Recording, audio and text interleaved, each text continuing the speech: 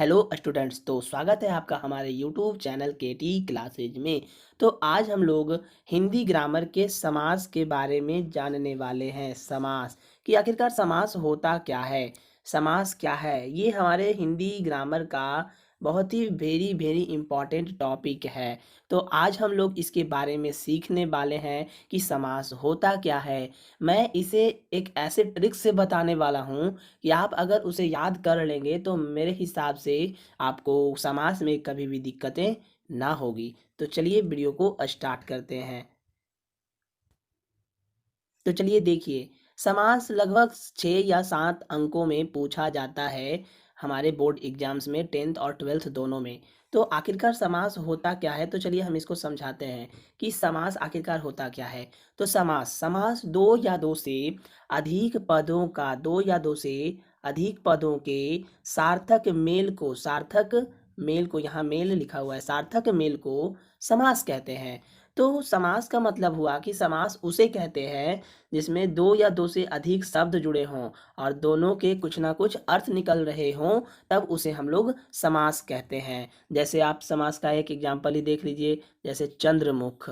ये क्या है, इसमें ध्यान दीजिएगा कि चंद्र और मुख, चंद्र का भी कोई अर्थ निकलता है, मुख का भी कोई अर्थ निकलता है। तो इस प्रकार से दो या दो से अधिक पद हो तो दो या दो से अधिक पद हैं और उनके सार्थक मेल भी हैं, सार्थक यानी सही अर्थ निकलना, और इन दोनों के मेल को समास कहते हैं। तो हमने समास किसे कहते हैं बताया।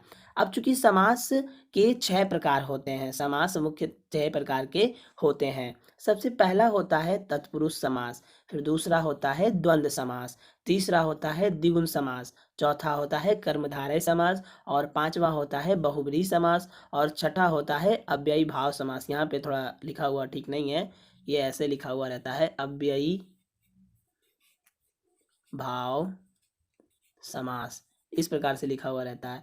तो ये छठा नंबर है अव्ययी भाव समास। तो इन्हीं 6 समास को हमें जानना है, और सब ऐसे आपको शब्द दिए रहते हैं और पहचानना होता है कि ये कौन से समास का उदाहरण है। तो चलिए इसके बाद मैं बताता हूँ, बहुत ही आसान तरीके से मैं इसको बताऊंगा और आप लोग इसे देख करके ही बता देंगे कि ये कौन सा समास होगा। इसका मैं एक एक ट्रिक बताता चलूंगा। तो चलिए देखते हैं नेक्स्ट। तो चलिए देखिए, तत्पुरुष समास, सबसे पहला तत्पुरुष समास। तो हमने क्या बोला, तत्पुरुष समास। तो तत्पुरुष समास को पहचानना है, उसको बाद में छोड़ दीजिए, पहले पहले इसके डिफिनेशन को समझते हैं।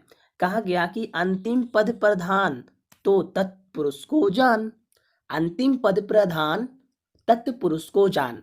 इसका मतलब क्या हुआ कि अगर कोई शब्द है तो उस शब्द में, अगर कोई शब्द है और उस शब्द में जो अंतिम पद होगा, जो अंतिम पद होगा वो अगर प्रधान पद होगा तो उसे हम लोग तत्पुरुष कहते हैं।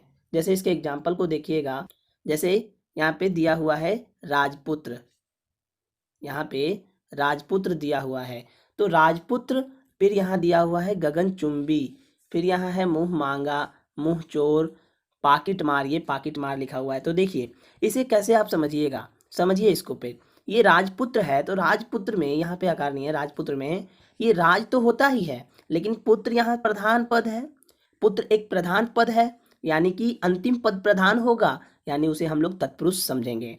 यहाँ पे दूसरा एग्जाम्पल में गगनचुंबी है, तो गगन तो होता है लेकिन ये गगनचुंबी यानी ऊंचा, यानी कि ये हमारा अंतिम पद है जो कि प्रधान पद है, अर्थात ये हमारा तत्पुरुष होगा।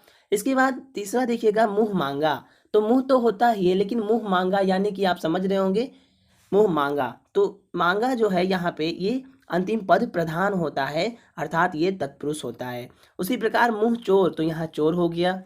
इसी प्रकार पाकिट मार, तो पाकिट तो होता है लेकिन पाकिट मार। तो इस प्रकार से हम लोग देखते हैं कि जिस शब्द के अंतिम पद प्रधान हो उसे तत्पुरुष समास कहते हैं। अगर इसके कुछ और भी एग्जाम्पल्स आप लोग देखिए, जैसे कि अभी एग्जाम्पल्स आप लोग और भी देख सकते हैं। जैसे एक एग्जाम्पल मैं लिख करके दे रहा हूँ, एक शब्द मैं लिख करके दे रहा हूँ, दयाहीन, दयाहीन।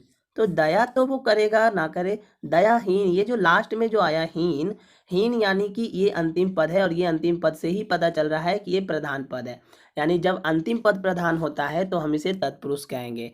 इसके बाद आप समझ सकते हैं, एक और एग्जाम्पल मैं यहाँ पे देना चाहूँगा। देखिए दूसरा एग्जाम्पल, जैसे सभा भवन, सभा भवन। तो सभा भवन, तो सभा तो होती है, लेकिन ये सभा हर जगह भी हो सकती है, लेकिन ये सभा कहाँ हो रही है? भवन में। यानी कि इससे क्या पता चल रहा है कि सभा कहाँ हो रही है? भवन में।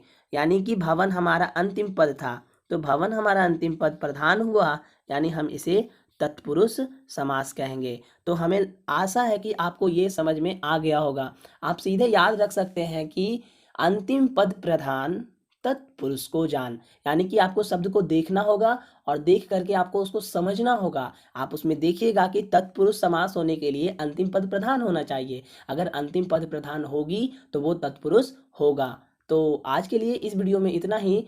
हम इसके नेक्स्ट वीडियो में इसके दूसरे प्रकार के बारे में चर्चा करेंगे। एक ही दिन में सारे प्रकार की चर्चा करना संभव नहीं है, क्योंकि वीडियो थोड़ा लंबा हो जाएगा। तो आप इस पे एग्जाम्पल्स, क्वेश्चन बैंक या कोई भी बुक से लेकर के बना करके देखिएगा और कमेंट करके बताइएगा कि समझ में आया कि नहीं। तो मिलते हैं नेक्स्ट वीडियो में।